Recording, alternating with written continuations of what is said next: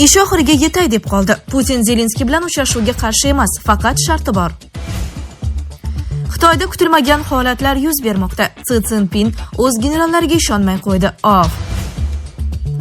AQSh har safar xato qilmoqda. Aroqchi. Dunyoning eng qudratli ikki kishisi yana uchrashish arafasida. Kutilmalar qanday? Olimlar shokda. Isroilda kutilmagan dahshatli virus aniqlandi.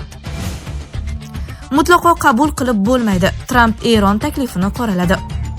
Dunyo siyosatini biz bilan faol kuzatib borayotgan tomoshabinlarga assalomu alaykum.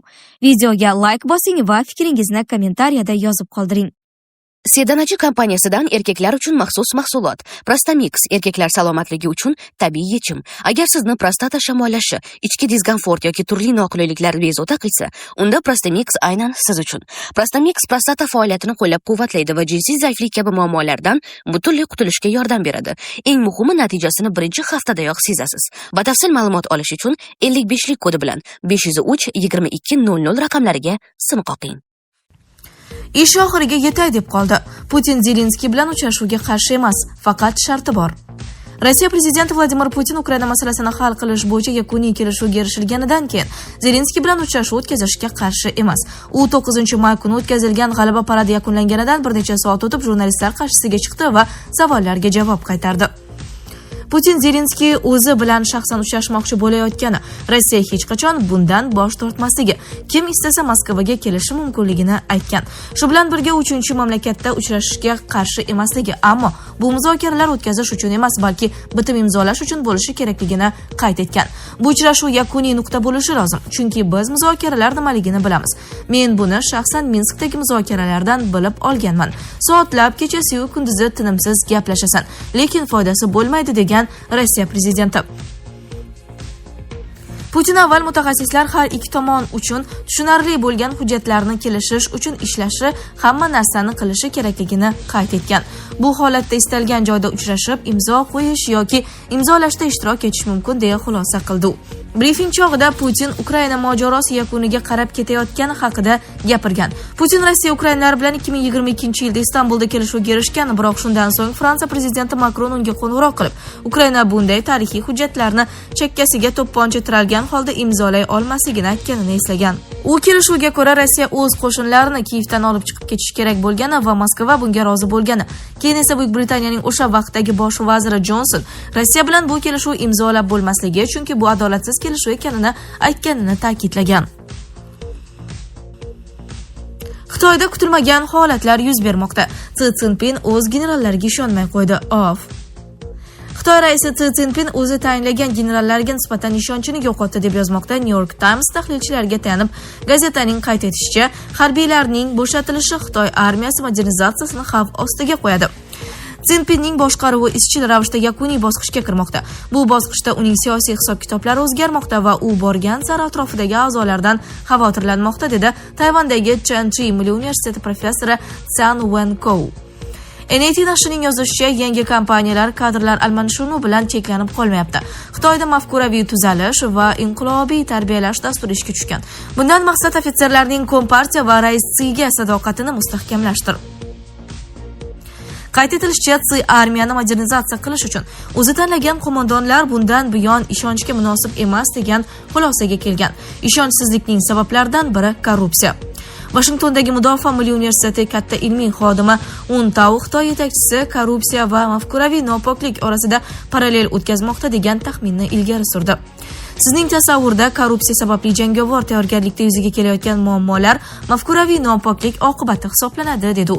Shu yil fevralida New York Times AQSh razvedkasiga tayanib, oxirgi yillarda Si Szinpinda vasvasa alomatlari kuzatilayotganini yozgandi. Gazeta manbalari Xitoy armiyasi oliy qo'mondonligidagi tozalashlarni shu bilan izohlagan. Mamlakatda 2023-yildan beri yuqori martabali admiral va generallar soni 30 nafardan 7 nafargacha kamaydi. Markaziy harbiy kengash raisi o'rinbosari Chan Yusanning hibsga olinishi tozalovning oxirgi epizodi bo'ldi. The Wall Street Journal o'z manbalariga tayanib, u jumladan Xitoy yadroviy quroli haqidagi muhim texnik ma'lumotlarni AQShga berganlikda gumon qilinganini yozdi. Sinxua agentligi esa intizom va qonun jiddiy tarzda buzilgani bo'yicha surishtiruv boshlaganini ma'lum qildi. AQSh har safar xato qilmoqda. Aroqchi. Eron tashqi ishlar vaziri Abbos Aroqchi AQShni diplomatik yechim muhokama qilinayotgan pallada har safar ehtiyotsizlik bilan harbiy sarguzashtga qo'l urayotganlikda aybladi. Bu haqda u ijtimoiy tarmoqdagi sahifasida yozgan. Aroqchi eronliklar hech qachon bosimga bo'ysunmasligini yozgan. Bu bayonot Hormuz bo'g'ozida yuz bergan hujumlar uchun tomonlar bir-birini ayblaganidan bir kun o'tib yangradi. To'qnashuvlarga qaramay Donald Tramp o't ochishni to'xtatish rejimi saqlanayotganini aytdi. Bu rejim fevralda AQSh va Isroil boshlagan urushni to'xtatish bo'yicha muzokaralar o'tkazish uchun joriy etilgan. AQSh davlat kotibi Rubioning ma'lum qilishicha, Eron 8-may kuni Washington takliflariga javob berishi kutilmoqda. Taklif jiddiy bo'lishiga umid qilaman degan Rubio Italiyaga tashrifi chog'ida. Dunyoning eng qudratli ikki kishisi yana uchrashish arafasida. Kutilmalar qanday? AQSh prezidenti Tramp va Xitoy rahbari Si Szinpin kelasi hafta Pekinda uchrashuv o'tkazadi. Bu sammit dunyoning ikki yirik qudrati o'rtasidagi raqobatning keyingi bosqichini belgilab beradigan o'ta muhim muzokaralar sifatida ko'rilmoqda. 14-may kuni boshlanadigan 2 kunlik sammitda Tramp va Si Erondagi urush, savdo, Tayvan va boshqa ziddiyatli masalalarni muhokama qilishi kutilmoqda. Ular so'nggi bor 2025-yil oktyabr oyida Janubiy Koreyada uchrashgandi. O'shanda AQSh Xitoy tovarlariga 100% dan ortiq bojlar kiritgan va Pekin noyob yer elementlarining global ta'minotini bo'g'ib qo'yish bilan tahdid qilgan shiddatli savdo urushi to'xtatilgandi. Muzokaralar kun tartibida nimalar bor? Tramp va Sin eng avvalo savdo masalalarini, jumladan bir-birining mamlakatlariga ehtimoliy sarmoyalarni muhokama qilishlari kutilmoqda. Washington tahlilchilari 5 tabiiy deb ataydigan masalalarga urg'u bermoqda. Ular quyidagilar: Xitoy tomoni Boeing samolyotlari, AQSh mol go'shtini, AQShning soya lovyalarini sotib olishi, investitsiya kengayishi, savdo kengayishini tashkil etish kiradi. Ushbu ikki tuzilma Qo'shma Shtatlar va Xitoy o'rtasida milliy xavfsizlik borasida xavotir uyg'otmaydigan iqtisodiy almashinuv yo'nalishlarini belgilab berishni nazarda tutadi. Nashrning yozishicha, Tramp do'stim deb atadigan Si bilan munosabatlari haqida odatda maqtanib keladi. U Qo'shma Shtatlarda Xitoy sarmoyasi ko'payishini e'lon qilishga ishtiyoqmand. Xuddi o'tgan yilgi boy arab davlatlaridan trillionlab dollarlik va'da olib kelganidek. Biroq ikki tomon yirik iqtisodiy kelishuvga erishishi yoki chuqur kelishmovchiliklarni hal etishi borasida kutilmalar yuqori emas. Sarmoyalar bo'yicha qator kamtarona kelishuvlar va o'tgan yilgi vaqtinchalik savdo sulhining uzaytirilishi eng ehtimoliy natija hisoblanadi. Ushbu uchrashuv yanada ko'proq muloqotlar uchun boshlang'ich nuqta bo'lib xizmat qilishini aytdi. Amerikalik rasmiylarning ta'kidlashicha, ikki yetakchi bu yil jami 4 marta uchrashishi mumkin.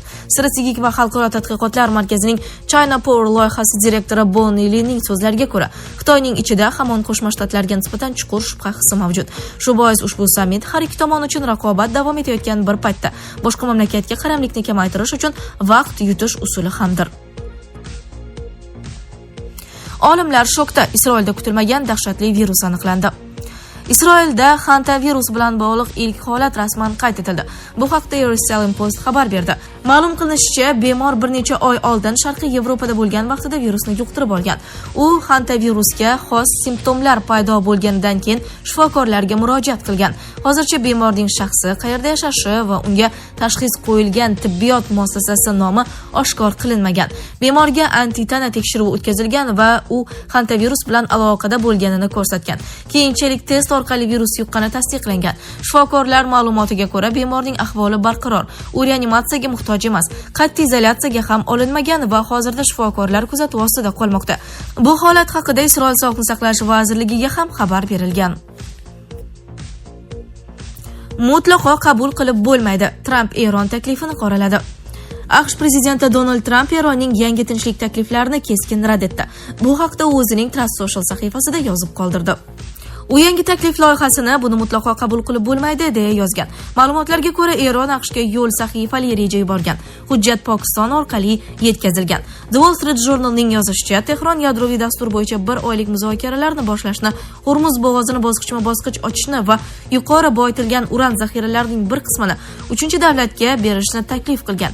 Evaziga AQShdan dengiz blokadasini bekor qilish va sanksiyalarni yumshatish so'ralgan. Shuningdek, uranni boyitishni vaqtincha to'xtatishga tayyorligini bildirgan. Ammo AQSh taklif qilgan 20 yillik moratoriyga rozi bo'lmagan. Eronning Tasnim agentligi esa Trampning munosabati Tehron uchun hech qanday ahamiyatga ega emasligini bildirgan. Manbaga ko'ra, Eron muzokaralarda faqat o'z milliy manfaatlaridan kelib chiqadi.